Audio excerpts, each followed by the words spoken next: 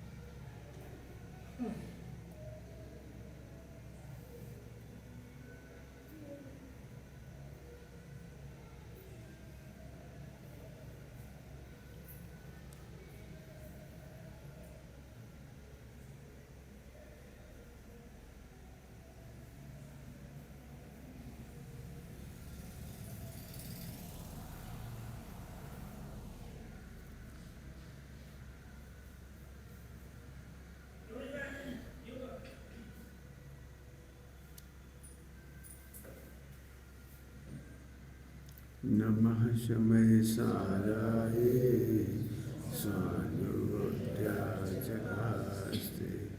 जिस्वावाय भावाय सर्वभावान्तरचिते।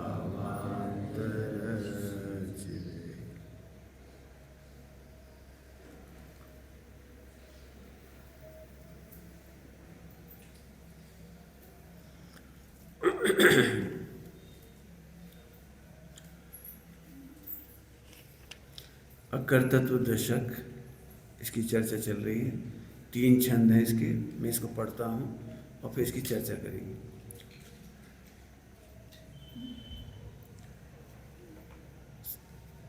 सारी दुनिया में फेमस है, संसार में कोई सुखी नहीं है। पूरे विश्व में प्रसिद्ध है, संसार में कोई सुखी नहीं है। ये बात झूठ है। संसार में रहते हुए भी सम्यक दृष्टि सुखी हैं। संसार में रहते हुए भी अणुव्रती सुखी हैं।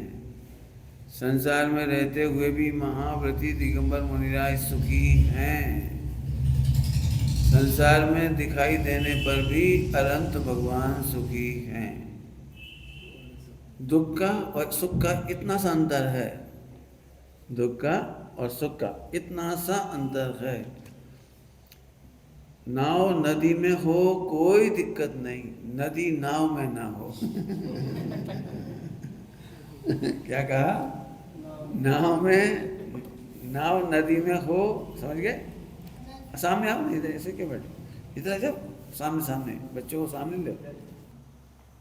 नाव देखिए, कागज की नाव तो बनाई है? नहीं बनाई? बनाई है। वो जब बरसात में पानी बहता है सड़कों पर, पिछली बार जब मैं आया था तो प्रवचन करने आया था तो पानी नहीं बरस रहा था, और जब लौटने गए तो इतना पानी था नीचे। तो बच्चे कागज की नाव बनाते नहीं, और पानी में डाल देते हैं, गटर में, गटर बहती जाती है, उसके साथ अपन भी चलते जाते हैं।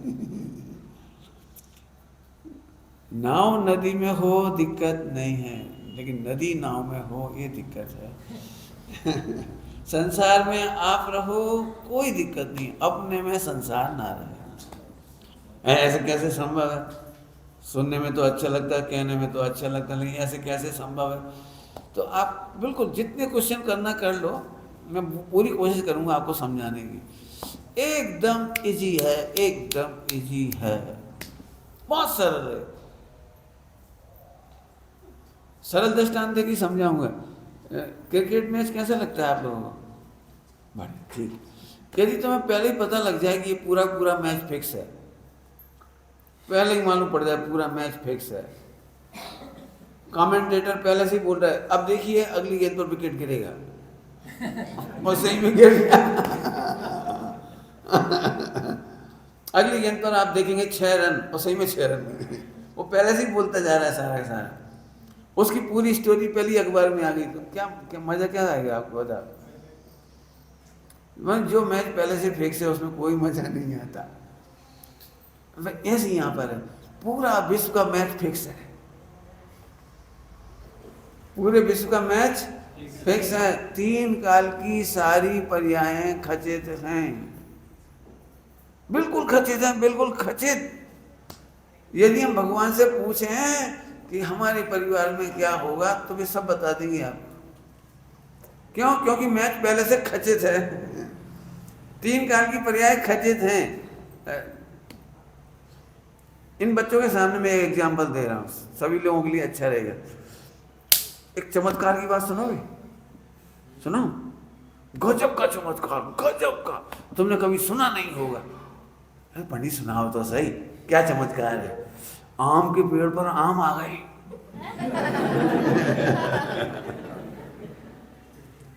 तो इसमें मजा क्यों नहीं आया आपको कि आम के पेड़ पे आम नहीं आएंगे तो क्या आएंगे? तो खचित ही है। अब खचित में मजा नहीं आता, ये कह रहा हूं। आपको पता है, मुझे कल पहली बार पता लगा, क्या शक्कर मीठी होती है। शक्कर मैंने मुंह पे रखी और चमत्कार हो गया, चमत्कार। ना भूतो ना भविष्य थी, एकदम मेरा मुंह मीठा हो गया। तो तुम्हें कैसा लग रहा है? जो चीज खचित है उसके जानने में आनंद नहीं आता। बस इस जीव को जब तक खचित नहीं मालूम होता तब तक ही आनंद और दुख की कल्पना करता है। जल्दी जल्दी बोल गए 2 बात, आनंद और दुख की कल्पना, मैंने सुख दुख की कल्पना करता है। एक मैच हुआ था, बताना वो जीते होंगे कि हारे होंगे? भारत। अरे अभी कहाँ से कैसे, पहले पूरी तो सुनो। भारत पाकिस्तान का मैच था और पाकिस्तान, अरे रुक तो जाए, और पाकिस्तान ने 20 ओवर में 500 रन मारे। अब बताओ उस मैच में भारत जीता कि हारा? तुम्हें कैसे मालूम? तुम जबरन जबरन नहीं बोल रही हो। हार गया भाई साहब 350 रन से। तो अब आपको ऐसा लग रहा है, लेकिन यदि मैं पहले से ही कह दूं कि भारत जीता, लेकिन पता क्या हुआ था? 20 रन पे 8 विकेट गिर गए थे। 500 रन एक बनाने थे जीतने के लिए, 501 501, और 20 रन में 8 विकेट गिर गई थी। तो अब बताओ भारत जीतेगा कि हारेगा? हार जाएगा। लेकिन आपको पता नहीं है, 19 ओवर में 450 रन बन चुके थे। अब 1 ओवर में 50 रन चाहिए थे, 51 रन हैं, और 9 विकेट गिर चुके थे, आखिरी विकेट था। अब बताओ मैच जीतेंगे कि हारेंगे? 1 ओवर में 51 रन चाहिए भाई साहब, 6 गेंदें कुल मिला के, मैक्सिमम 36 रन बन सकते हैं। अब देखो दिल कैसा हो रहा होगा, धक धक। कि पंडित फिर उस मैच में हुआ क्या कि 2 बॉल रहते हुए भारत मैच जीत गया। असंभव, झूठ बोल रहे यार, है ना? ऐसे लग रहा है ना? अरे भाई साहब 9 बॉल फेंकने की सुविधा थी और हर 9 बॉल पे 6 पड़ा। हर बॉल पर 9 बॉल और 9 बॉल पर 6, और 2 गेंद रहते हुए भारत मैच जीत गया। अब यहाँ से मैच की अपन कल्पना नहीं कर सकते, इसलिए अपने को सुखदायक लगता है कि हमें पता ही नहीं इसमें होना क्या है, होना क्या है, और पहले ही पता लग जाता कि जीत गए। तो अब वो देखने का सुनने का मजा नहीं रहा। एक केवल एक चीज में नहीं बताऊंगी, तो बच्चों की वजह से मैंने मैच का दृष्टांत दिया है। दुनिया की अनसर्टेनिटी ही तुम्हारी सुख दुख का आधार है। सर्टेनिटी समझ गए? आम का दृष्टांत दिया, शक्कर का दृष्टांत दिया, इसमें किसी को मजा नहीं आता। अब मैं फिर कहता हूं, पूरे विश्व का यदि वस्तु स्वरूप का स्वाध्याय करोगे, निर्णय करोगे, पूरा विश्व का वस्तु स्वरूप खचित है। एक आध बात बोलूंगा रियलिटी वाली, रियलिटी तो सारी बोलनी, लेकिन एक आध बोल रहा हूं, फिर जितने दृष्टांत आएंगे मैं बोलूंगा। नहीं समझ में आए तो पूछ के जाना। आपको क्या लगता है शादी सुख के लिए होती है? करणानी योग के अनुसार शादी एक दूसरे को पनिशमेंट देने के लिए होती है। क्या के लिए होती है? बड़ी देखो, आप भारतीय परंपराओं का मजाक मत उड़ा। अरे मैंने उड़ा रहा हूं, ग्रंथों में लिखी ये बात। क्या? कर्म के उदय का विपाक, कर्म के उदय का विपाक जो सामने होता है उसके माध्यम से आता है।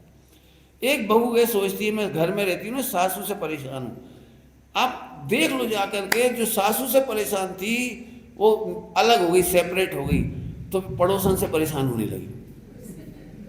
क्योंकि कर्म का उदय तो कोई ना कोई देगा। कर्म के उदय में ऐसा हो ही नहीं सकता कि कोई सामने ना हो। अभी इनसे किटकिट हो रही थी, अब इनसे। आजकल आपको पता होगा, सास बहू के झगड़े तो हो गए पुराने, अब पति पत्नी के झगड़े हो गए ताजे। मैंने व्हाट्सएप पर, और जिसका क्या कहलाता है अखबारों में और क्या न्यूज में, अभी हर पति को डर लग रहा है वो नीले रंग की टंकी।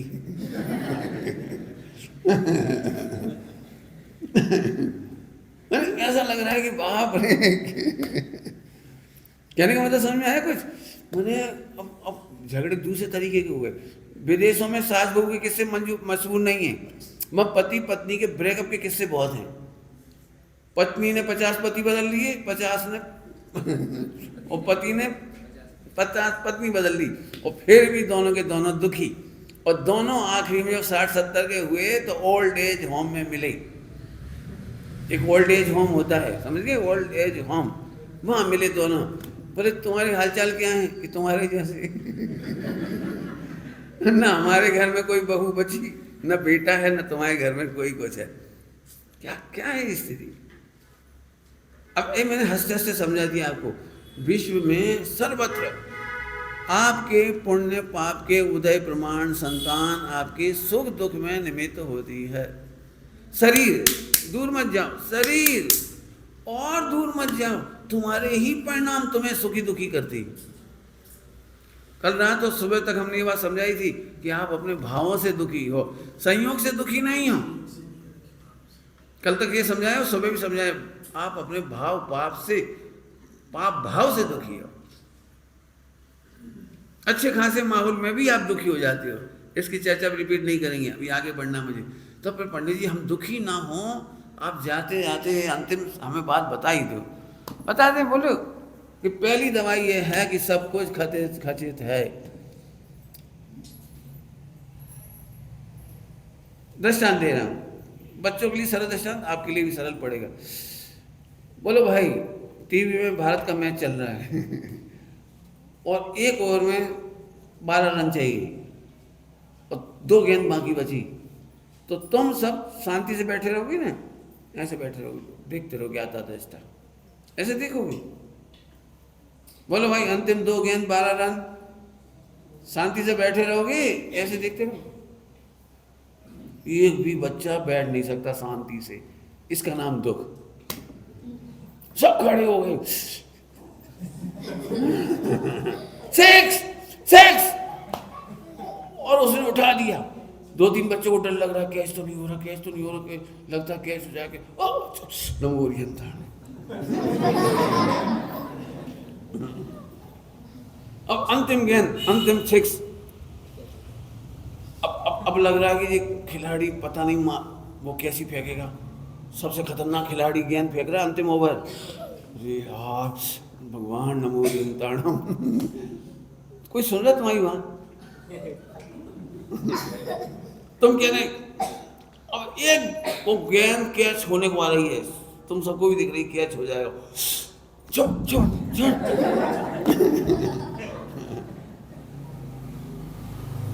आखिरकार वो कैच छोड़ गया और 6 रन के लिए चली गई। तो आपको क्या लग रहा है? तुमने कैच टपका दिया। हाँ, आपके नमोकार मन से कैच छूट गया। कैसे छूटा? ये है झूठी सच्ची कल्पना। कोई सुनता भी नहीं है। यदि वो सुने तो 1 करोड़ लोग चिल्ला रहे, सुने तो पागल हो जाएगा वो। कोई नहीं सुन रहा, लेकिन आप ही सुखी होता है और टोटो में सामने लिखा है, आप ही कल्पना करके सुखी दुखी अनुभव करता है। बहुत बड़ी लाइन है ये। अब मान चलो कैच कर लिया और भारत का खिलाड़ी आउट हो गया, तो गुस्से में उसी को चाटी मार रहे यहीं से काय पे और इसने और कैच ले लिया, इसने कैच ले लिया, मर जाए। जब ना आप केवल पिक्चर देख रहे हैं, ऐसे आत्मा मात्र ज्ञाता दृष्टा है। कर्म के उदय की पिक्चर ऑलरेडी शूट आउट है, ऑलरेडी शूट आउट है। आप क्या समझ रहे हो? आपने पसंद करके सैलू में जन्म लिया था? नहीं, वहाँ चॉइस दी होगी, हे भगवान मेरा ट्रांसफर सैलू में किया जाए। वो तो आपका जन्म वो पूर्व में शूट आउट था, मम्मी पापा मिले हुए शूट आउट थे। आपको उसमें कुछ चेंज नहीं कर सकते आप।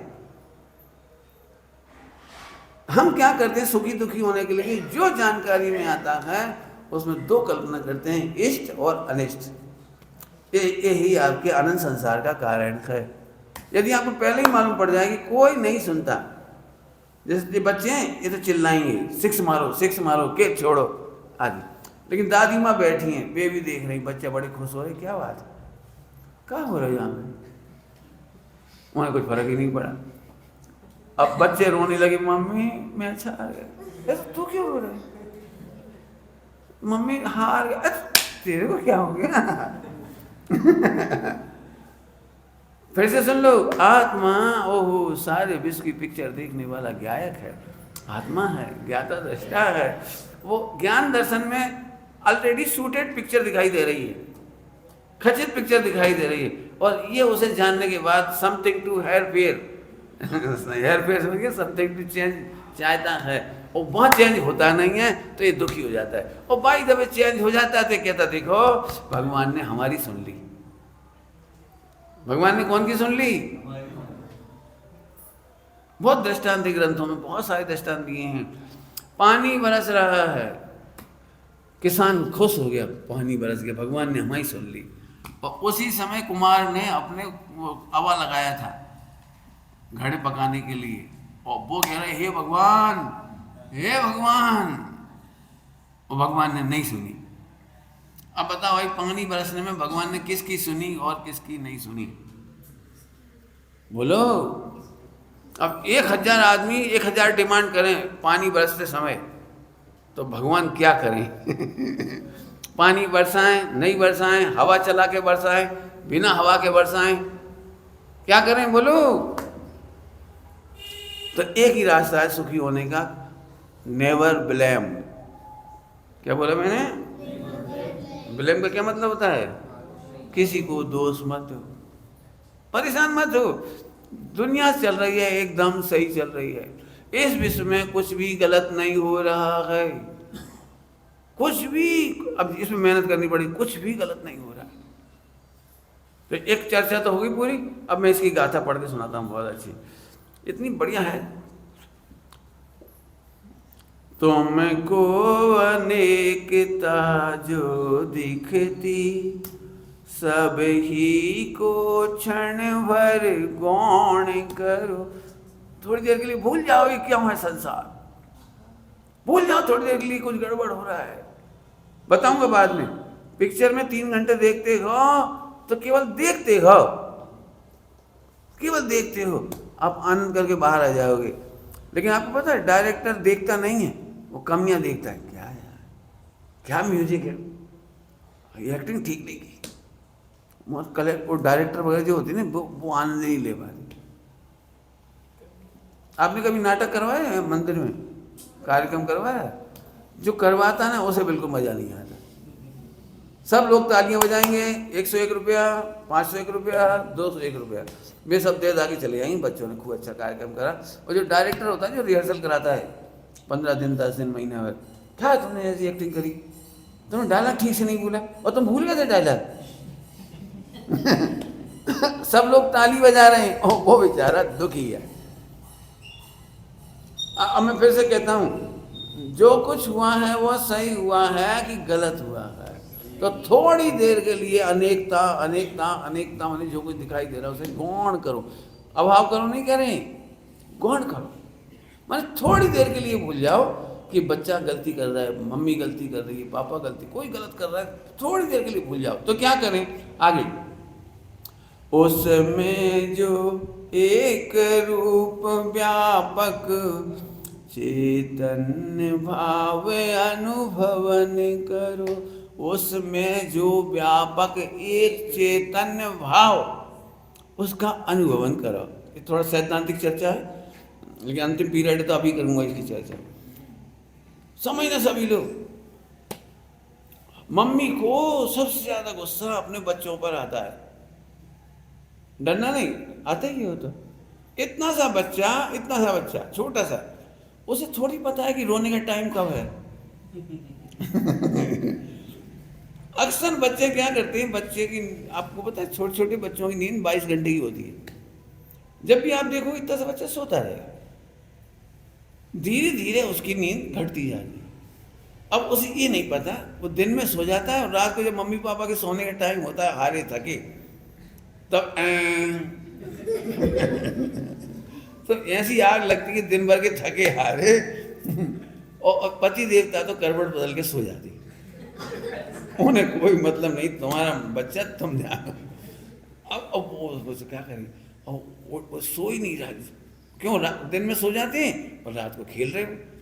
लाइट बंद करो तो रोने लगेगा, हाथ ऐसे ऐसे करते रहो तो चुप, और जैसे ही हाथ रख के सोए बड़ी आफत। तो बहुत डांट पड़ती है उस बच्चे को, हालांकि सुनाई नहीं पड़ता उसे, सुनता तो है लेकिन समझता कुछ नहीं, ये मम्मी क्यों चिल्ला रही है, उसे क्या पता। अब उसे तो मच्छर ने काट खाया तो रोएगा, खटमल ने काटा तो रोएगा, भूख लगी तो रोएगा, बड़ी मुसीबत है। फिर ऐसी बहुत सारी घटना है मेरे सामने।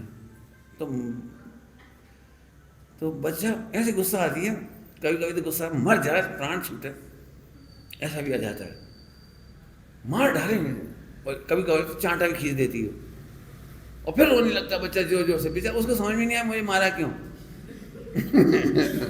लेकिन एक कस के खींच दिया, तो अब और जोर से लगा तो फिर उसको चुप करती है, चुप चुप चुप।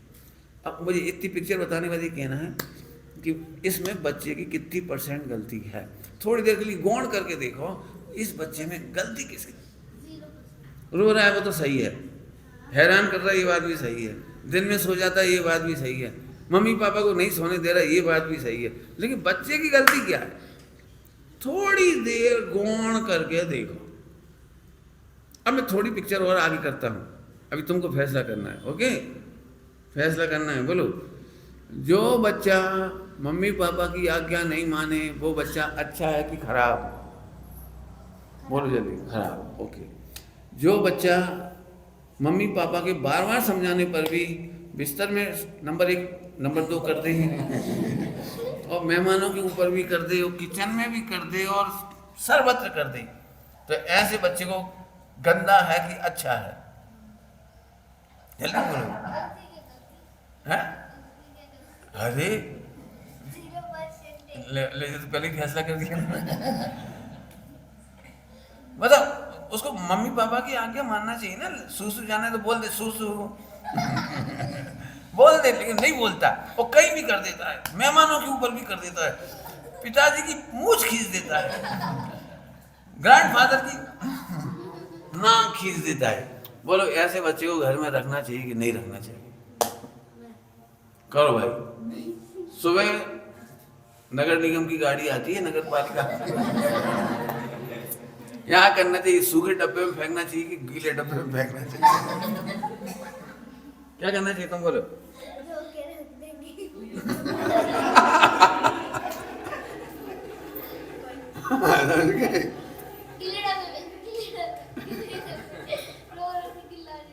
अरे यदि डब्बा में फेंक देते तो मिलते ही नहीं कोई, ना तुम्हारी मम्मी मिलती ना तुम्हारे पापा मिलते, कोई नहीं मिलता। यदि ऐसे बच्चे को रिजेक्ट करके डांट देते तो एक भी मनुष्य नहीं मिलता। बताओ, अब मैं आपसे पूछ रहा हूं, वो नाना प्रकार की गलतियों के बीच में एक प्यारा बेटा दिखाई देता है, इसके बल पर उसकी सारी गलतियां माफ, सारी गलतियां माफ। जैसे ये दृष्टांत दिया, ऐसे ही नाना प्रकार के बोध राग देश की पर्यायों में एक भगवान बसता है। जैसे हमें भगवान दिखाई देता है, हमें मोह राग द्वेष समाप्त हो जाता है। बस यही सुखी होने का मंत्र है। अब बच्चे के मामले में तो हम कर लेते हैं, ग्राहकों से यदि हमारी करोड़ों की इनकम हो रही हो और छूट गालियां बकता हो 24 घंटे तो भी हमें सुनाई नहीं पड़ती। क्यों? क्योंकि नाना प्रकार की गालियों के बीच में लक्ष्मी देवी विराजती है। बोलो, तो 2 दृष्टांत दे दिए। बोलो भाई 100 किलो सोना गोल्ड 100 किलो और तुम्हें फ्री में दें, लेकिन एक शर्त है कि उसे हम गर्म करके फिर ठंडा करके देंगे। तो इसमें क्या दिक्कत? यही लग रहा है, क्या दिक्कत? गर्म करेंगे और ठंडा कर देंगे। तो लोगे कि नहीं लोगे फ्री में 100 किलो? इतना सोच रहे हैं। हाँ जी, जो है सो है, तुम गर्म दे दो ठंडा दे दो, ये बढ़िया है, बिल्कुल बढ़िया। अच्छा तेरे को लाइफ लाइन लेने तो ले ले, कोई से लाइफ लाइन लेनी है। बोलो भाई 100 किलो सोना हम गटर में पटक के देंगे तो लोगे कि नहीं लोगे? धूल में पटक के देंगे लोगे कि नहीं लोगे? अरे 100 जूते मार के देंगे तो लोगे कि नहीं लोगे? तुम्हें नहीं मारेंगे गोल्ड में? बोल भाई ले लोगे? Very good. अब बोलो नाना अवस्थाओं को थोड़ी देर के लिए भूल जाओ, और नाना अवस्थाओं के बीच में एक सोना व्यापक है, ऐसे ही नाना पर्यायों के बीच में एक भगवान आत्मा व्यापक है। इधर भी उधर भी सभी जगह पूरे विश्व में हमें भगवान आत्मा दिखाई दे, सर्वव्यापक। हमें अब मोह राग द्वेष नहीं दिखाई दे रहा। इसी का नाम सुखी होने का उपाय है। इसके सिवा कोई उपाय हो तो तुम बता दो। यहाँ तो ये लिखा है, ये उपाय है। हमें मारीची में भी महावीर दिखाई दे रहे हैं। बोलो, हमें अंजन चोर में भी भगवान दिखाई दे रहे हैं। अब बोलो, सर्व जीव छह सिद्ध सम। सब जीव कैसे हैं? कैसे हैं? अभी कोई तुमसे गए, तुम्हें ना शाहरुख खान के बचपन का रोल है तुम्हारा, तो एकदम खुश हो जाए, ओ पंडित जी ने कहा शाहरुख खान। अरे गधा, शाहरुख खान नहीं, भगवान के समान। आपको पता है भगवान तुम जैसे ही लगते थे, चश्मा नहीं लगाते थे, बस इतनी बात है। सिद्ध भगवान के समान ही है आत्मा। तुम कैसे हो? कौन के समान है? बोलो। अभी हम हीरो का नाम ले दें, लड़का लड़की का नाम ले दें, हीरो हीरो बच्चा झाट, पंडित जी ने कही, पंडित जी ने कही, पंडित जी ने कही।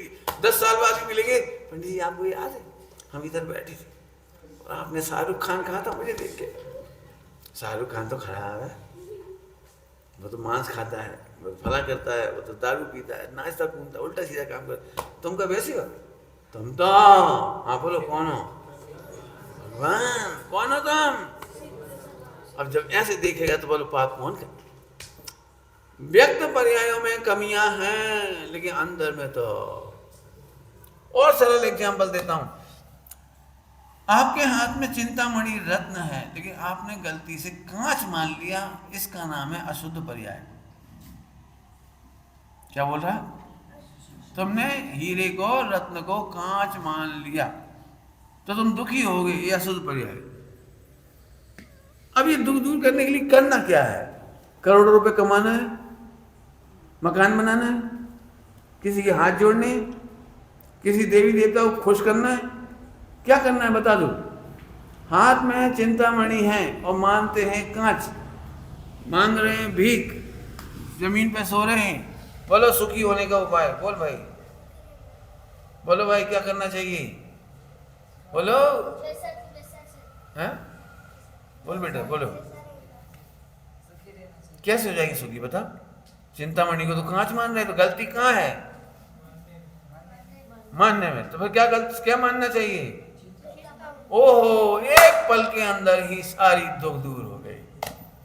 हम भी आपको यही कह रहे, तुम जैन शासन अद्भुत है। प्रत्येक आत्मा में परमात्मा बनने की सामर्थ्य है, परमात्मा बनने की शक्ति है। इसी का ही नाम चिंतामणि रत्न है। चिंतामणि रत्न में शक्ति है। तुम मांगो क्या चाहिए? दरिद्रता हो नहीं सकती चिंतामणि रत्न में। मांगो क्या चाहिए? ऐसे आत्मा को जानने के बाद बोलो क्या चाहिए? ओहो, अनंत सुख आ गया। आगे समझ में आया? अब चलूं आगे। तो एक पॉइंट बहुत जोरदार हुआ, आगे देखो। फिर क्या होगा? उसमें जो एक रूप व्यापक चैतन्य भाव अनुभवन करो, ये पुरुषार्थ, बस सभी कार्य पूरे होंगे। लो ने बढ़िया कहा। पूछूं? बोलो भाई, यदि तुम्हारे पास चिंतामणि रत्न हो तो कितने करोड़ का पैकेज चाहिए नौकरी में? है? है? अरे बोलो ना, नौकरी नहीं चाहिए। सब नौकरी मांग रहे हैं, कोई 10 लाख की, कोई 20 लाख की, कोई 50 लाख की, कोई 60 लाख की। तुम भी बोलो, बोलो, अरे बोलो, 0। वाह क्या बात है। देखो है चिंता, जिसके हाथ में चिंतामणि हो नौकरी क्यों करेगा? चलो कोई बात नहीं। यदि हमारे पास चिंतामणि है, चिंतामणि, ठीक है, और हमारे पास 1 करोड़ का लॉस हो जाए तो कितने रोएंगे? रोएंगे ना, 1 करोड़।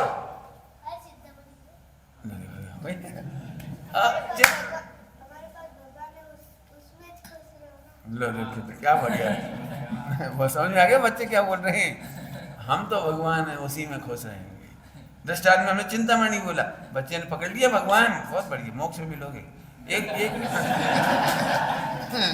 एक बच्चे का टिकट बुक। हाँ भाई, और देख लेना इतने देर में कौन कौन को बुक करना है। क्या गजब है। बोलो भाई, यदि चोर आए और तुम्हारा सब कुछ लूट ले जाए, चिंतामणि छोड़ जाए, और फिर कहे और दे सकते हो 100 करोड़, नहीं तो चक्कू मार दूंगा, तो क्या करोगे? दे दोगे 100 करोड़ और। द्वेष नहीं आएगा, क्रोध नहीं आएगा। इसी का नाम उत्तम क्षमा है। हमें कोई तकलीफ नहीं हो रही, कोई तकलीफ। क्यों? तुम्हारे पास चिंतामणि है और सारी दुनिया तुम्हारी दुश्मन बन गई। सारी दुनिया लुट जाओ, मर जाओ, लुट जाओ, मर जाओ, तो तुम्हें कितना गुस्सा आएगा कोई के ऊपर? क्यों नहीं आ रहा है? क्यों? क्योंकि किसी के कहने से मैं लुटने वाला नहीं और मरने वाला नहीं। मेरे पास ये है मोक्ष का सुख। देखो आप करके देखो, इतना ही प्रैक्टिकल करना है। जो कुछ दिखाई दे रहा है वो सही है, लेकिन उसके अंदर उससे भी बड़ा सही है। जल्दी बोल गए, क्या बोला मैंने? जो कुछ दिखाई दे रहा है वो सही है। मोह है, राग है, द्वेष है, गरीबी है, लुट रहे, पिट रहे, जल रहे, सच है बिल्कुल। हमारे 100 करोड़ का लॉस हो गया, बिल्कुल सही है।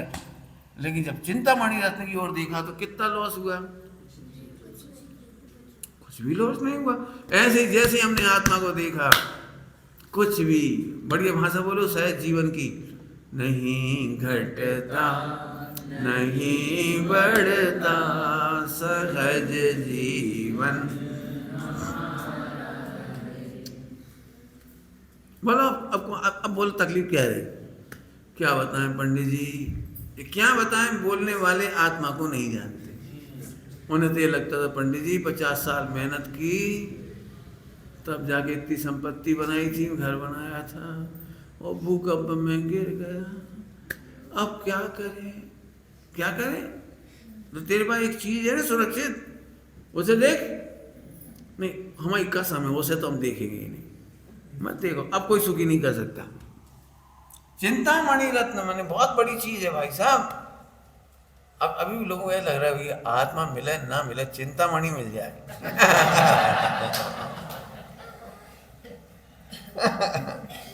कलश है, कलश, ऐसे एक जोरदार कलश है। चिन्मात्र चिंतामणि रेस यस्मात्। आपको पता है क्या कहूं आपको? सुनना सभी लोग, आपके पास 1 पैसा भी नहीं हो तो भी आप स्वर्ग कमा सकते हो। आपके पास 1 पैसा भी नहीं हो तो भी मोक्ष कमा सकते हो। इसका नाम है चिंतामणि। और सुनो, आपके पास अरबों रुपया हो तो भी आप इंद्र नहीं बन सकते, चक्रवर्ती नहीं बन सकते। और आत्मा के अनुभव करने वाले इंद्र भी बनते हैं, चक्रवर्ती भी बनते हैं, और मोक्ष भी जाते हैं। तुम खरबों रुपये इकट्ठा कर लेना, खरबों रुपया, तो अभी देवगति की गारंटी नहीं है। और आत्मा को जानने वाली, परमात्मा को अनुभव करने वालों को देव गति की गारंटी है। अब बताओ भैया, पैसा कमाने जाना है कि शुद्ध आत्मा जानने जाना है? बोलो। बढ़िया, पक्का बोलो भाई। बड़े होके कहाँ पढ़ोगे? अमेरिका कि लंदन कि स्मारक? स्मारक। वाह, एक ने तो वोट डाल दिया। तुम भी स्मारक जाओगे? भगवान बनना पड़ेगा फिर। बोलो भाई। सोचो, इतनी अच्छी पढ़ाई कौन देने वाला है?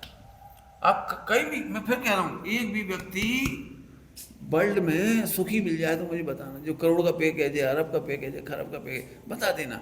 इतने दुखी हैं, इतने दुखी हैं, बता नहीं सकते। अब मेरे साथ चलना, जैसे शब्द जैसे तुम्हें देखना हो कि पंडित हम तो सोचे उनके बंगला बढ़िया है, कार अच्छी है, सब अच्छा है, और पैकेज भी अच्छा है नौकरी का, तो वे तो सुखी होंगे। आप मुझे एक सुखी ढूंढ के दिखा दो, देखना, बिल्कुल आँख खोल करके देखना। हाँ हाँ, क्या गजब है। पढ़ना बेटे, ये पढ़ाई पढ़ना। सभी लोगों को भैया इसकी पढ़ाई करना बहुत जोर। कई तकलीफ हो तो पहले हमसे पूछ लेना, बिल्कुल बिंदास पूछ लेना। तो वे विदेश का पिक्चर देखना तो हम दिखा देंगे, पूरी एनालिसिस है मेरे पास। मेरे पास सबसे गंदी बात कहो या अच्छी बात कहो, मैं ब्लाइंड फॉलोवर नहीं हूँ। मैंने किसी से सुन करके इमोशनल त्याग नहीं किया। मैंने शास्त्रों को भी पढ़ा और कॉलेज में प्रोफेसर होने के कारण पूरा वर्ल्ड वाइड एनालिसिस की। एक एक चीज़ जिस पे पूछोगे उसी की जानकारी दूंगा आप। जब दिखाई दिया कि कहीं सुखी नहीं है, एक एक व्यक्ति झीक रहा है, झीकना समझते हो, भयंकर दुखी। जब पूछोगे तो बता दूंगा आपको, पहले के प्रवचन में बता भी दिया। अभी आगे आ जाओ। बस सभी कार्य पूरे होंगे, सभी कार्य पूरे होंगे। इसका प्रवचन तो बहुत बड़ा हो सकता है, तुम लोग समझना। बस सभी कार्य पूरे करेंगे नहीं लिखा, होंगे। अब तुम लोगों को ऐसा लग रहा है बिना काम करे काम कैसे हो जाएंगे? बिना काम करे काम हो कैसे जाएंगे? तो एक दृष्टांत ही देता हूँ, लंबा चौड़ा दृष्टांत नहीं, पहले सरल दृष्टांत देता हूँ, फिर भी आप चाहेंगे तो और गहरा दृष्टांत भी दे दूंगा। जब हम, एक लड़का अकेला था तो शादी नहीं कर रहा था, तो सारे रिश्तेदार कहते भाई तू शादी क्यों नहीं कर रहा है? बोले भैया इतना सारा काम कौन करेगा? शादी में बहुत सारा काम होता है ना, मैं दूल्हा बन जाऊंगा तो फिर घर में काम कौन करे? कौन सा काम समझ गए? बैंड बाजी लाना पड़ेंगी, बाराती लाने पड़ेंगे, वो पूरा काम करना पड़ेगा, मिठाइयाँ बनवानी पड़ेंगी, और निमंत्रण कार्ड छपाने पड़ेंगे, और देने जाना पड़ेगा, निमंत्रण रखने जाना पड़ेगा। इतने सारे काम कौन करेगा? समझ में आया कुछ? तो आपको पता है भारतीय परंपरा कैसी होती है कि तू तो केवल हाँ कर दे, बाकी सब हो जाएंगे। तू तो हाँ कर, बस हाँ, तू केवल हाँ कर, मेहंदी लगा, बैठ। आपने देखा भारतीय परंपरा में मेहंदी लगा के फंसा देते हो, बैठ जा। दोनों हाथ दोनों पाँव, वो मेहंदी सूखेगी जब तक लगा रहे, बेचारा बैठा रहेगा। अब उसे कुछ नहीं करना, लेकिन जैसे ही उसने हाँ किया सब सेटिंग हो जाती। अब ये सारे काम हुए कि करने पड़े? ये दृष्टांत दिया। ऐसे ही तू एक बार अपने भगवान आत्मा की हाँ कर तो कर्म की सेना लग जाती है, त्यागने योग को छुड़ाती है और ग्रहण होने योग को ग्रहण कराती है। पूरे के पूरे आपको इसकी पूरी रिपोर्ट मिल सकती है 8 कर्मों की। कौन कौन सा ज्ञान, कौन कौन सा कर्म, कौन कौन सी वेदनी कर्म, क्या क्या करने लगते हैं, सब अपने आप होने लगता है। तुम तो एक बार बस हाँ करो, बस। जैसे आत्मा की हाँ करे तो चिंतामणि रत्न के आश्रय से सारा होने लायक काम होता जाता है। समझ में आया कुछ? नहीं समझ में आया तो दूसरा दृष्टांत दे देता हूँ। दूसरा दृष्टांत सुनना, बिल्कुल सुनोगे बेटे। यदि 1 करोड़ का लॉस हो जाए, सरल दृष्टांत, तो आँख कैसी हो जाएगी, हार्ट कैसा होगा, लीवर कैसा होगा, किडनी कैसी होगी, और पूरा शरीर ऐसा हो जाएगा। और इतने में किसी ने कहा कि उसकी तो इंश्योरेंस पॉलिसी थी, 1 करोड़ का लॉस हुआ है, 5 करोड़ का इंश्योरेंस है। तो मैं पूछ रहा हूँ, एक झटके में इसके शरीर में करंट कैसे आएगा? पहले पैर खुश होगा, फिर थोड़ा इधर तक खुश होगा, फिर यहाँ तक खुश होगा, फिर कान खुश होंगे, ऐसे धीरे धीरे। क्या कमाल है, एक झटके में हाँ पूरी ताकत आ गई, उठ जाएगा। और 1 करोड़ का लॉस हुआ तो उसे लोग मर गए, लड़ गए, बेहोश। कई बार वो डेथ ही हो जाती है, हार्ट अटैक, सुनते से ही हार्ट अटैक। मैं पूछना हूँ, एक झटके में पूरा शरीर के अंग अंग शिथिल, और एक झटके में सम्यक ज्ञान सच्चा ज्ञान होते से ही पूरा अंग अंग, ये कैसे होगा? ये हुआ कि करना पड़ेगा? बोलो, आपको इंश्योरेंस पॉलिसी नहीं होती 5 करोड़ की और कोई लाख कहता, भैया खुश हो जाओ, थोड़ा आंख से देखो तो खुश होके, थोड़ा होंठों से मुस्कुराओ, करा सकते हो? बोलो। यदि पत्नी कहे, तुम याद करो जब तुमने पहली बार कहा था मेरे से, तुम्हें देखकर मेरे सारे रंजो गम दूर हो जाते।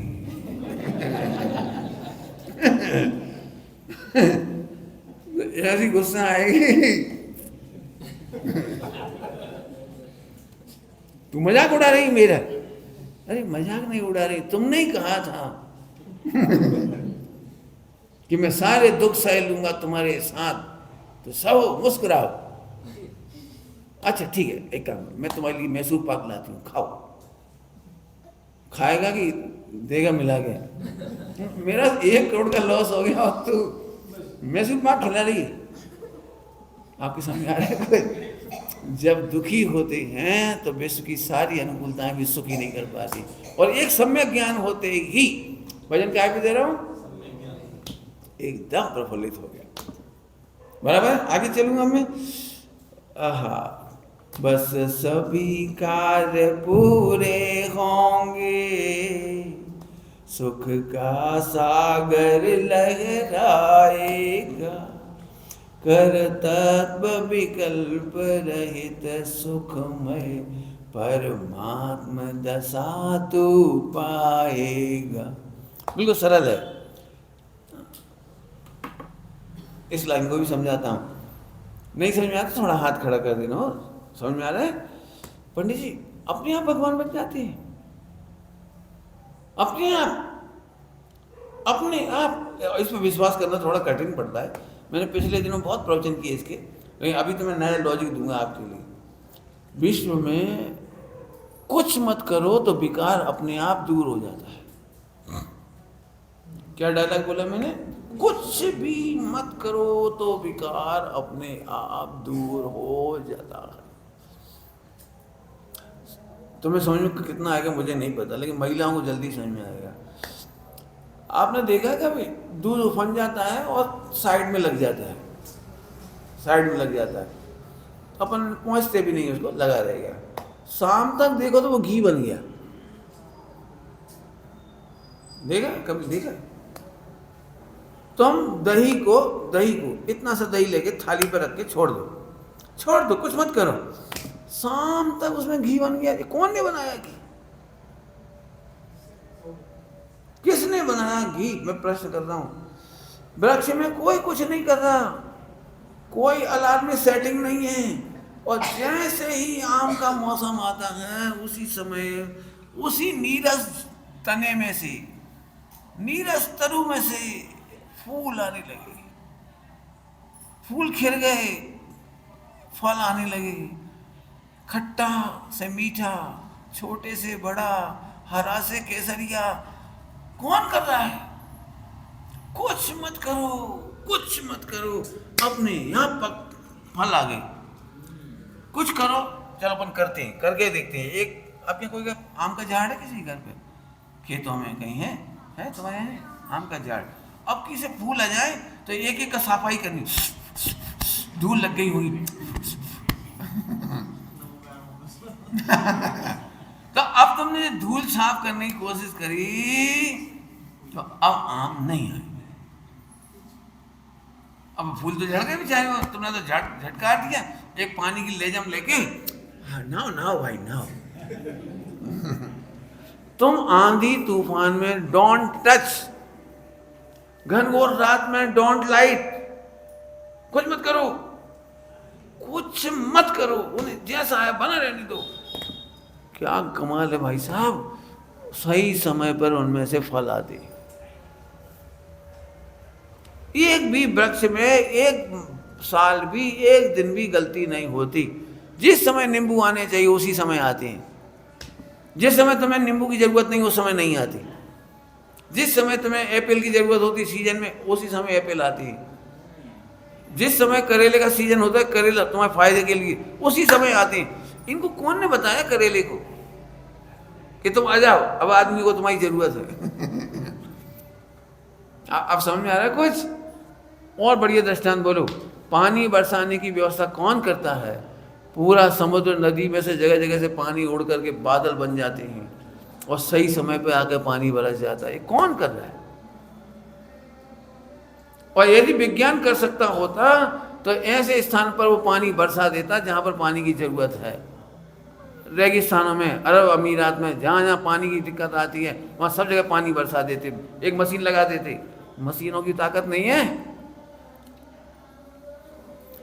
जिस शरीर में ब्लड अपने आप बन जाता है और पूरे विश्व की टेक्नोलॉजी लगा के एक बूंद ब्लड नहीं बना सकते, यदि बना देते तो ब्लड बैंक की क्या जरूरत थी? मशीन दबाते बटन, ओके फटाफट सप्लाई। क्या बोलो क्या कहना है? गेहूं बिना मशीन के जमीन में से अपने आप पैदा हो जाता है और आज तक गेहूं की मशीन नहीं बना पाए कि हम मिट्टी डाल दें, कोई आइटम डाल दें और बटन दबाएं, गेहूं प्रोडक्शन। जमीन में से निकलने वाले गन्ने, कौन उनमें शक्कर और रस भर देता है? आज तक दुनिया इसका निर्णय नहीं कर पाई। पूरा विज्ञान फेल है। इसमें कौन शुगर कैन पैदा कर रहा है, कौन इसमें शक्कर भर रहा है, कौन रस भर रहा है? नहीं तो एक फैक्ट्री ऐसी लगा दे, दिखा दे कि शुगर कैन जमीन में नहीं लगाना पड़ेंगे और एक मशीन में बटन दबाया फटाफट। तुम कह रहे थे हमारी फैक्ट्री देखो, इसलिए नहीं देख रहे। हमें इसकी फैक्ट्री लगा के दिखाओ तो जरूर देखने चलेंगे। ये एक फैक्ट्री ऐसी है जहाँ से गेहूं निकलता है, चावल निकलता है, चना निकलता है, एक में से ब्लड निकलता है, एक में से गोल्ड निकलता है, एक में से आप सही बताना, पृथ्वी के अंदर जाके कौन सेट करता है गोल्ड, डायमंड, सिल्वर, कॉपर? कौन निर्णय कराता है वहाँ? अपने लिए तो जमीन सिंपल है। लोगों को अचंभा होता है, जहाँ समुद्र में इतना पानी है वहाँ से नदियाँ नहीं निकलती और पहाड़ों में से नदियाँ निकलती। अपने को तो कल्पना भी नहीं होगी पहाड़ों में पानी कैसे ऊपर चढ़ेगा, ये तो बता दो। वहाँ भी कुएं में से पानी निकल आता है, वहाँ में से वाटर वेल खोलते तो उसमें पानी निकला।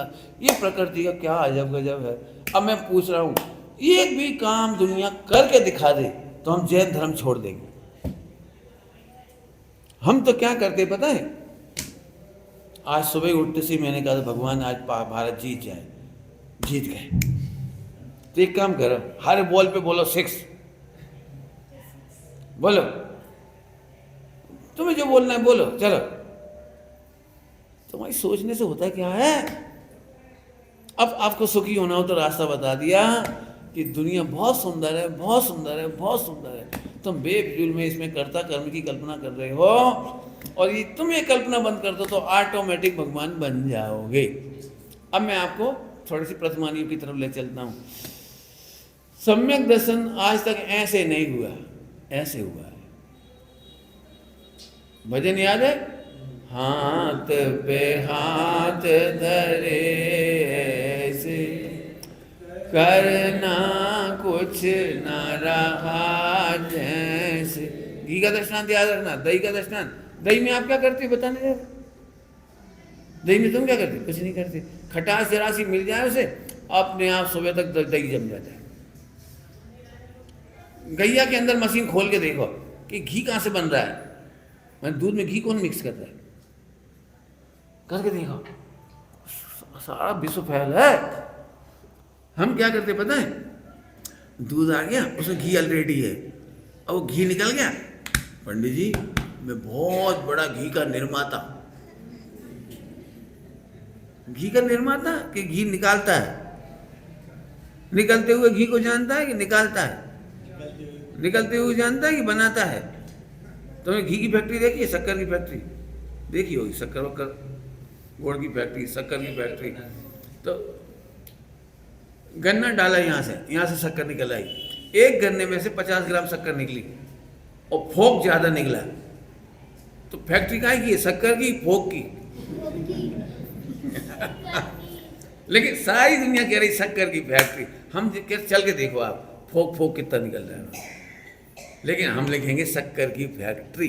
हम पूछे शक्कर बनाई है कि निकली है? अब हम आपसे पूछ रहे भगवान बनना है कि निकलना है? बनना है कि निकलना है? बनना है कि निकलना है? अरे तो पप्पू की भाषा तो ऐसी ही है, पप्पू ऐसे ही बोलती है, लेकिन वास्तव में घी बनाया नहीं जाता, निकाला जाता है। ऐसे इस देह में से परमात्मा है, वो निकलता है, बनाना नहीं है। बोलते हैं बनाना है, और बात यह है कि आत्मा ही परमात्मा है, तो कचरा हटा और परमात्मा निकल आया। बोलने की भाषा है। फिर से सुन लो, पाषाण खंड में से प्रतिमा बनाते हैं कि निकालते हैं? लेकिन बोलते हैं कि हम बनाते हैं। महावीर भगवान की प्रतिमा बनाई नहीं है, कचरा अलग किया है। कचरा अलग हुआ, प्रतिमा तो उसके अंदर थी। ऐसे प्रत्येक आत्मा में परमात्मा है। कचरा एक अलग, शरीर कर्म अलग और मोह राग देश अलग, आत्मा अपने आप परमात्मा बन गया। फिर से बोलता हूँ, सम्यक दर्शन ऐसे होता है, अणुव्रत सामायिक ऐसे होती है, मुनि दशा ऐसे होती है, और केवल ज्ञान भी ऐसे होता है। करना कुछ नहीं है, सब कुछ अपने आप हो गया। बराबर है? दृष्टांत और दे दूं, एक और दृष्टांत दूं बेटे? ये बहुत बढ़िया, अच्छा बच्चा है, कितना शांत, बिल्कुल आचार्य कुन जैसा। अच्छा, इतना शांति सुन रहा, बहुत अच्छा, बिल्कुल सरल एग्जाम्पल। बड़े लोग भी हेल्प कर सकते हैं बच्चों की। बोलो भाई, बहुत बड़ा तबेला है, बहुत बड़ा तबेला समझते, बर्तन, उसमें पानी बहुत सारा है और नीचे से गैस जल रही है। आपको बिना टच किए हुए, ना गैस टच करना है, ना सिलेंडर टच करना है, ना चूल्हा टच करना है, कुछ नहीं करना है, ना फूकना है, कुछ नहीं करना है। आपको इस पानी को ठंडा करना है। कैसे करोगे? बारिश आएगी, वो हो जाएगा। बारिश भी नहीं आएगी, छोड़ दो तो करो, फिर ठंडा कैसे होगा? वाह, ये इसको 20 का नोट दो भाई। बिल्कुल सही जवाब। गैस का सिलेंडर खत्म हो जाएगा, बदलना मत। अब जितना उबलता हुआ पानी है, गैस का सिलेंडर खत्म, अब करना कुछ नहीं, अपने आप ठंडा हो जाएगा। बस जो उपाय ठंडा करने का उपाय है, कुछ भी चेंज मत करो, सिलेंडर चेंज नहीं करना, निर्जरा होने दो, भरवाना नहीं, आश्रय बंद। गैस के सिलेंडर में कर्मों का आश्रय बंद नहीं करना, निकलने दो, उबलने दो, जितना उबलने दो। इसके बाद क्या होगा? सिलेंडर खत्म, चेंज किया नहीं, नया कर्म बंद किया नहीं, इसका नाम है बिना करे मोक्ष। टच करना पड़ता, नहीं करना, कुछ नहीं करना, क्योंकि जीव मरते। हाँ जी। ये तो हमारा दृष्टांत है, जीव थोड़ी मरता है, जीव तो अमर है। ठीक, अब आइए अंतिम पंक्ति है, बहुत जोरदार। अपने आप परमात्मा दशा तू पाएगा, फिर क्या होगा? वह दशा नहीं फिर छूटेगी, शादी अनंत तक बनी रहे, जो मणि की ज्योति न फीकी हो, बस मणि में अविचल सनी रहे। ये दृष्टांत है। एक बार सिद्ध बनने के बाद कभी संसार में नहीं आओगे, जन्म मरण नहीं होगा, इसके दृष्टांत दे दी। इसका दृष्टांत दे दिया है, जैसे मणि की चमक आ जाने के बाद वो वापस खराब नहीं होती। सड़क पर वो खदान में से पत्थर निकलता है ना, मणि का पत्थर, वो तो खराब निकलता है, लेकिन जब उसे फिनिश कर देते हैं फिर वो उस मणि का प्रकाश खराब नहीं होता। एक दृष्टांत। अपन और दूसरा दृष्टांत दे देते, दूध तो सड़ सकता है, दूध खराब हो सकता है, दूध एक्सपायर हो सकता है, दूध खट्टा हो सकता है, दूध फट सकता है, ओके। लेकिन घी निकलने के बाद क्या होता है, अब बताओ। जैसे घी निकलने के बाद घी का अब कुछ भी सड़ना खराब होना नहीं होता। यदि आपने निर्दोष रीति से घी रखा हो तो अभी भी मैंने 125 साल पुराना घी देखा है। क्या क्या क्या बोल रहा हूँ 125 ईयर्स, 125 साल पुराना गाय का घी, और इतना जबरदस्त हो जाता है कि आंख में यदि आंसू नहीं आते हों, एक बीमारी हो जाती है ड्राइनेस, तो उसमें उस गाय का घी लगाया जाता है, 100 साल पुरानी गाय का घी, उससे आंखों में आंसू आ जाते हैं, नहीं तो नहीं आते। आज आंखों में आंसू की बात आ गई, बेटे तुम लोग ध्यान रखना, जो बच्चे 4 घंटे से ज़्यादा मोबाइल चलाते हैं उनकी आंखों में ड्राइनेस आती है। 4-6 घंटे ये टीवी का काम करती हैं, क्या कहलाता है, लैपटॉप का, प्रोजेक्ट का, इससे आंखें ड्राई होती हैं। जो रफनेस लगती है, सूखा सूखापन लगने लगता है, सूखा सूखा जलन सी होने लगती है, वो ड्राइनेस की वजह से होती है। इसलिए भूल करके भी लैपटॉप की नौकरी मत पकड़ना 12 घंटे वाली। और मास्टर तो मार डाल रहे बेचारे बच्चों को, इतने से बच्चों को प्रोजेक्ट बनाओ और नेट सर्च कर रहे हो।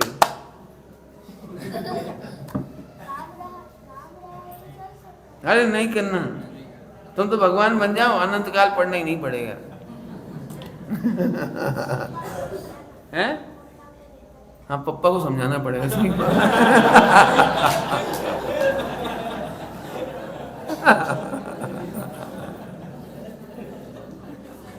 सही में बच्चों का तो अचार डल जाता है।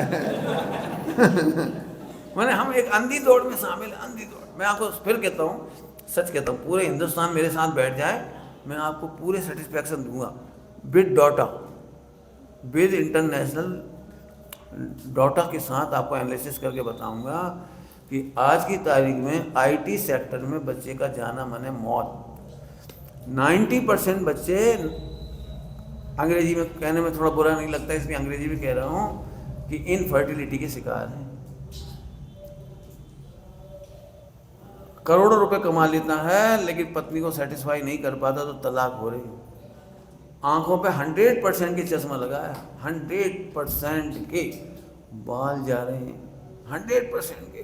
ये बात है नहीं कि चश्मा लग गया और बाल चले गए, अंदर लीवर किडनी ये कितने प्रभावित हो रहे हैं इसकी आप कल्पना नहीं कर सकते।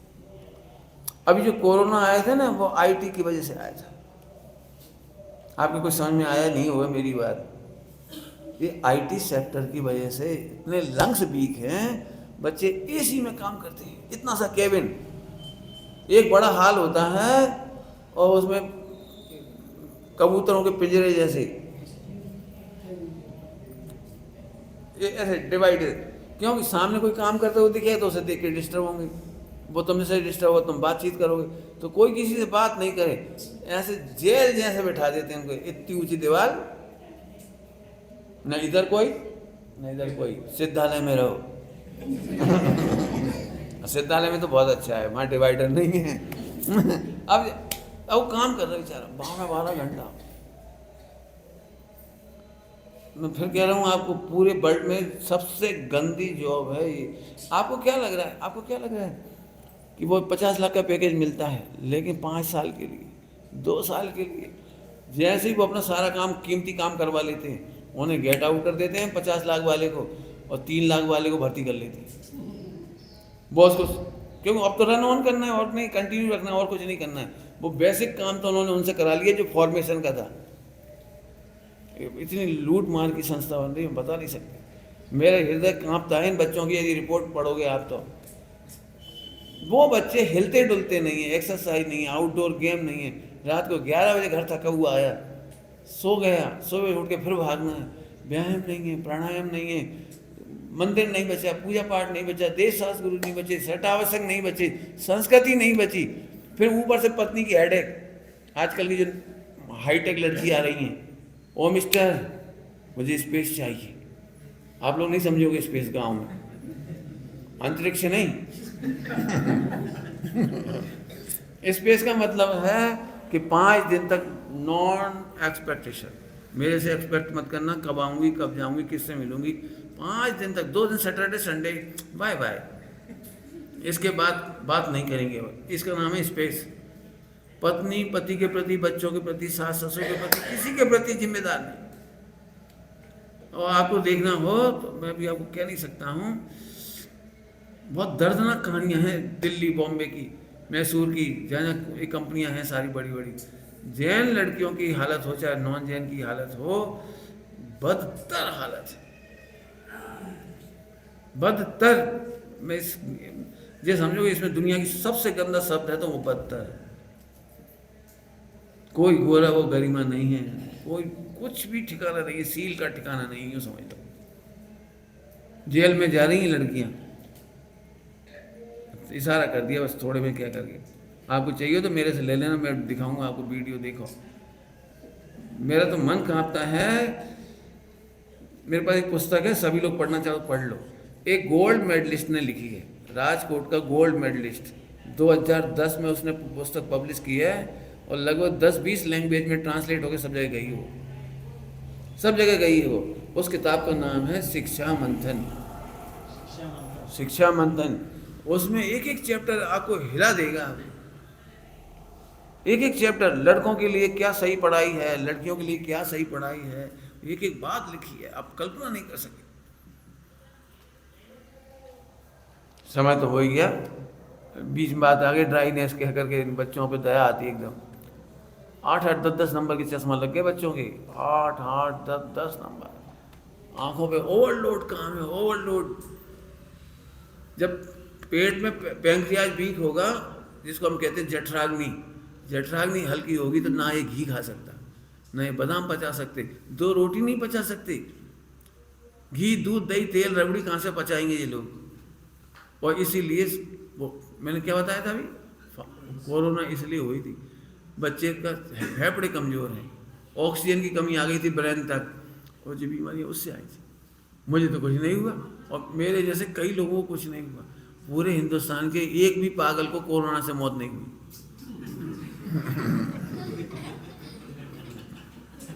गारंटी है, बता दो आप, कोई बता दे मेरे को। उनने ये भी नहीं लगाया और उन पे पैसे ही नहीं थे तो 500 रुपये भी नहीं लिए पुलिस वालों ने,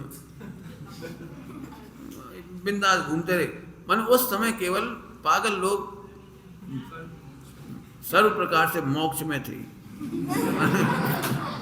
सारी दुनिया बंधन में थी, कमरे में बंद थी, अपने अपने घरों में बंद थी, इतना बुरी हालत थी। उनको कुछ नहीं, बीच घूम रहे थे, आराम से घूम रहे थे। पूरा हिंदुस्तान उनका था, पूरा रेलवे स्टेशन उनका था, कहीं सो कहीं उठो कहीं बैठो।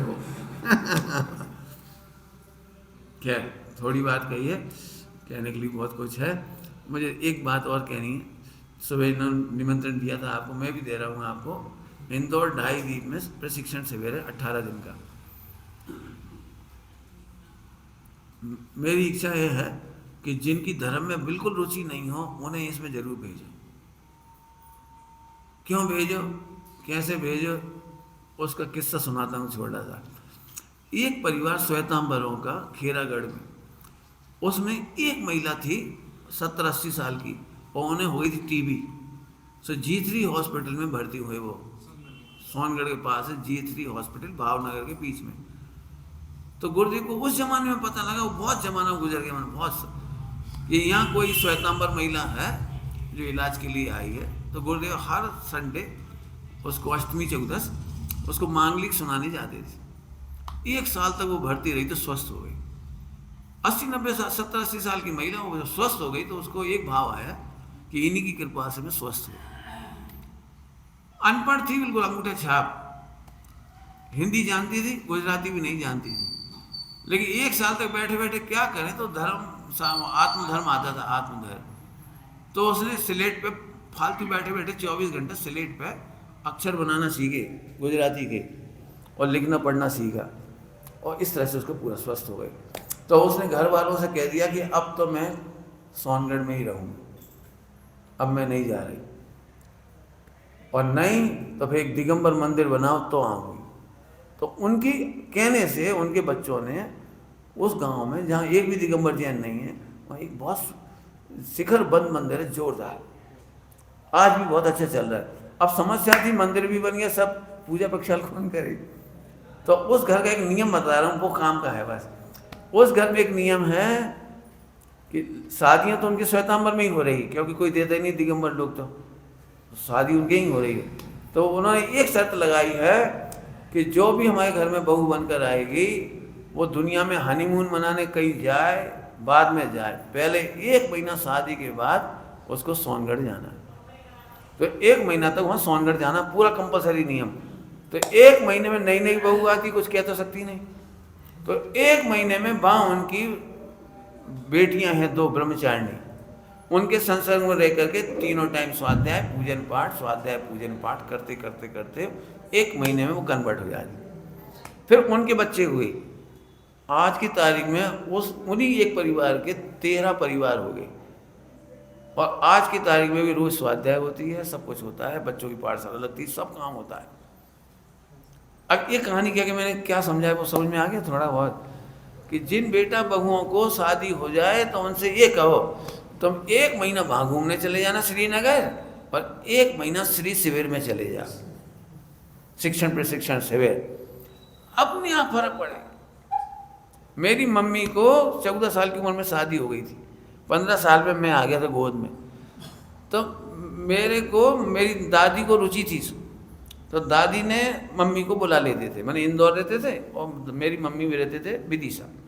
तो विदिशा में चिट्ठी डालने का ज़माना था, उस समय मोबाइल तो था नहीं, तो चिट्ठी डाली, बहू को भेज दो। काहे के लिए कि यहाँ सिविल लग रहा है।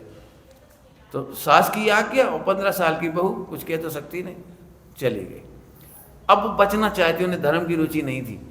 तो वो कहती थी मम्मी आपको समझ में भी आता है तो आप चली जाओ, और घर का काम मैं कर लूँगी, बर्तन मैं मांज लूँगी, और पप्पू को लैट्रिन बाथरूम मैं साफ कर दूँगी। 3 बहाने। और चौथा बहाना था हमें समझ में नहीं आता, आपको तो समझ में आता है, मुझे तो नींद आती है। उस ज़माने में घूंघट का ज़माना था, घूंघट का ज़माना था, तो हम तो सो जाती, और आप बर्तन मांजो, पप्पू की साफ करो, उससे अच्छा है आप ही जाओ। तो मेरी दादी की दूरदृष्टि बता रहा हूँ। दादी ने कहा बर्तन हम मांज लेंगे और पप्पू को हम रख लेंगे, और तुम वहीं जाके सो जाओ। क्या कह दिया? तुम वहीं जाके सो जाओ, जब भी तुम्हारी नींद खुलेगी कभी ना कभी वहीं खुलेगी। और बस उनकी नींद खुली, फिर उन्होंने पाठशाला में पुरस्कार सिद्धि उपाय द्रव्य संग्रह 6 डाला, सब पढ़ी, बहुत पढ़ी, और उनके संस्कार से हम पूरे परिवार में हमारे सबका फायदा हो गया। मेरा तो बहुत ही फायदा हुआ। अब समझ में आ गया कहानी में क्या कह रहा हूँ। आपको शिविर में आना ही है। और दूसरी मेरी भावना है कि मुझे ये यहाँ का स्थानीय सांस्कृतिक कल्चरल वातावरण बहुत अच्छा है। मैंने बार बार मैं सुनता हूँ यहाँ के जैन और नॉन जैन का कोई भेद नहीं, बड़े प्रेम से सत्य चर्चा सुनते हैं, मंदिर में आते हैं। मेरी इच्छा तो ये है कि 18 दिन का शिविर आप सारे महाराष्ट्र में लगा के दिखाओ, और मैं आपके साथ खड़ा हूँ।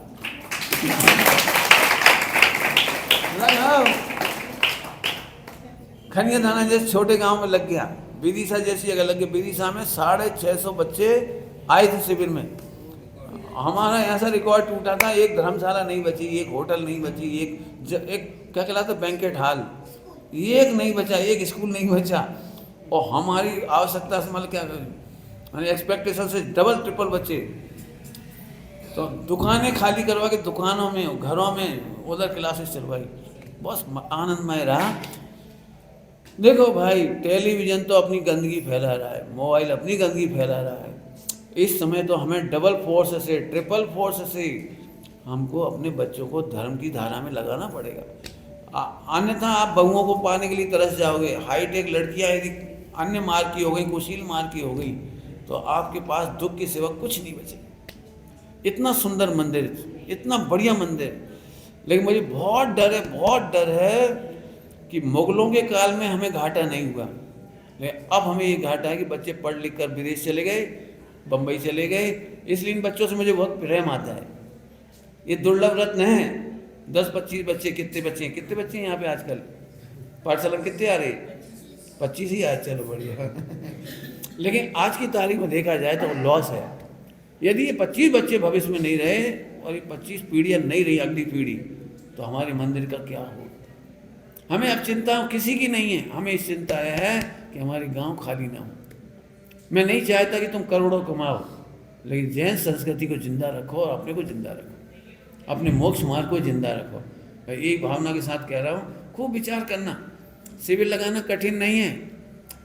यदि आप 1% पैसा भी लगा दोगे ना इसमें दान, अपनी टोटल कैपिटल का, तो 1% पैसे में शिविर लग जाएगा और पूरे देश के लोग यहाँ आएंगे।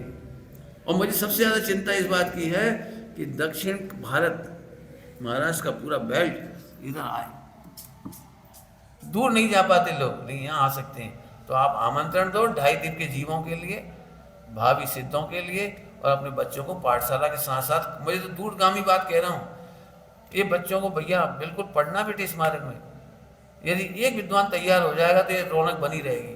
और नहीं तो आप उस समय के मंदिर की कल्पना करो जब ये मंदिर बंद रहता, कोई आने वाला नहीं। आज कितना अच्छा लग रहा है, देखो मैं पिछली बार भी आया था तो बड़ा आकर्षण था इस गांव का। छोटा गांव है हालांकि, मैं इन सबसे ये कह रहा हूँ, इतना बढ़िया गांव है कि यदि हमारा समय शिखर जी नहीं बनता तो यहीं आश्रम बना लेते हैं। इतना बढ़िया सड़क पर, आज हमारे खनिया दाना में भी जाओगे ना तो इतना ट्रैफिक है, मैंने हम इस पार से उस सड़क पे उस तरफ जाने के लिए हमें सोचना पड़ता है वाहन, पर यहाँ कितना शांत है एकदम। मैं तो वहाँ तक जाता हूँ तो यहाँ शांत ही शांत है।